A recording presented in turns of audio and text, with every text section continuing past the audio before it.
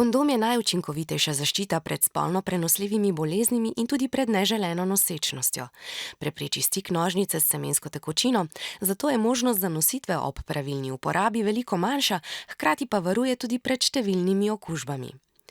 Najpogostejše spolno prenosljive okužbe v Sloveniji so okužbe s HPV, kar povzroča rakava obolenja in genitalne bradavice, pa tudi bakterijske okužbe, kot sta klamidija in gonoreja, ter genitalni herpes in sifilis. S spolnimi odnosi se lahko prenašajo tudi virus HIV in virusa hepatitisa B in C.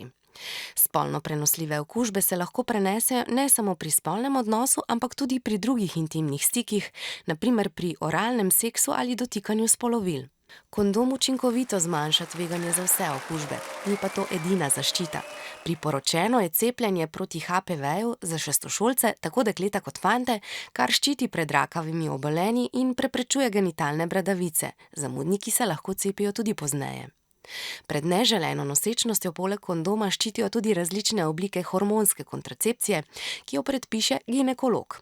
Delujejo tako, da ustavijo sproščanje jajčeca in otežijo pot semenčicam.